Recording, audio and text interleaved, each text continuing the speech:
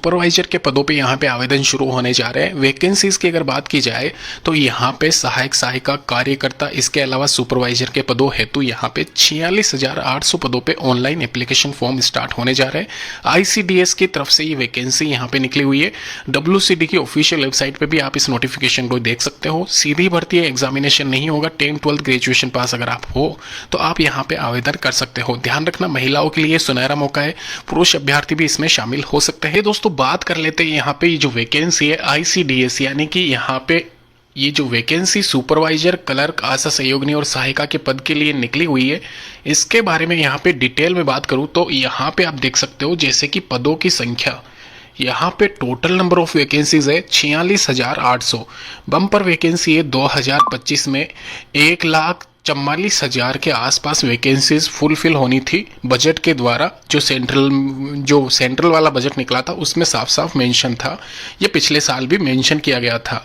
तो अभी यहाँ पे 2025 में टोटल नंबर ऑफ वैकेंसीज जो पहुँच गई है 70-80 हज़ार के आसपास निकाल दी गई है। अभी 46,800 पदों पे वापस से वैकेंसी निकाली गई है। रीज़न अलग अलग हो सकता है, कहाँ पे निकली है, कौन अप्लाई कर सकता है, वो डिटेल में बताऊंगा। उससे पहले बता दूं, सुपरवाइजर, सहायक सहायिका, आंगनवाड़ी कार्यकर्ता और हेल्पर के पदों पे ये वैकेंसीज निकलती आई है। 46,800 पद वापस से ये निकाले गए हैं। अभी इन पदों पे अगर आपको आवेदन करना है तो आपके पास में ये सभी डॉक्यूमेंट्स होने चाहिए।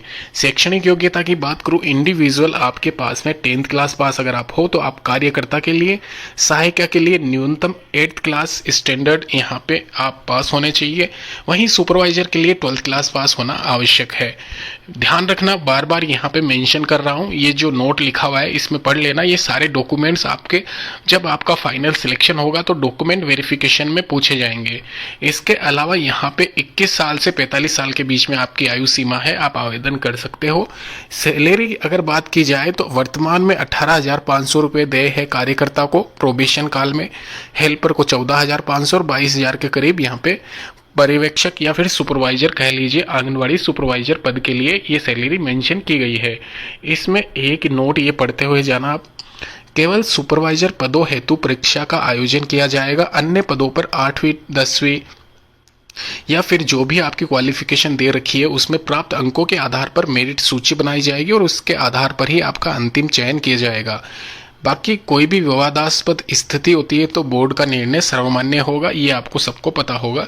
तो मैं आपको क्लियर ये कहूँगा कि जो एग्जामिनेशन हो रहा है सुपरवाइजर पद के लिए उसकी आप थोड़ी सी तैयारी कर लीजिए। सैलरी अच्छी खासी है, स्टार्टिंग अच्छी हो जाएगी आपके करियर की।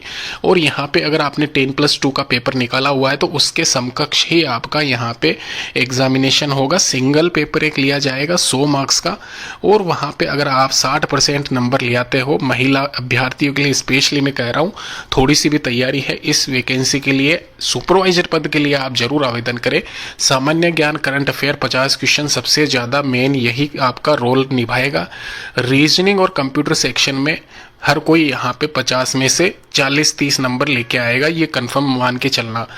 तो दोस्तों यही कहूँगा, यहाँ पे आपको सिंपल सा यही ध्यान रखना है कि 100 क्वेश्चंस आपके जो हो रहे हैं 100 के 100 क्वेश्चंस आपको करने हैं, और सिंपल सा ये टारगेट करना है कि आपको 60% नंबर बन जाए। 60% अगर आप ले आते हो इनमें से तो आराम से आपका सिलेक्शन होगा। इसमें नीचे भी मेंशन किया हुआ है, जैसे कि आप पढ़ सकते हो, परीक्षा में गलत उत्तर अंकित करने पर नकारात्मक अंकन नहीं किया जाएगा। दस्तावेज चयन हेतु अभ्यर्थियों को कम से कम 40% अंक अर्जित होने चाहिए। तो यहाँ पे सिंपल सा ये लिखा हुआ है कि 100 में से 40 नंबर अगर आपके बन रहे तो आपका यहाँ पे जो भी है ये आंसर शीट होगा वो चेक किया जाएगा, वरना आप वैसे ही डिस्क्वालीफाई हो जाओगे। तो 60 नंबर भी अगर आप सिक्योर कर लेते हो तो आराम से आपका सिलेक्शन श्योर है।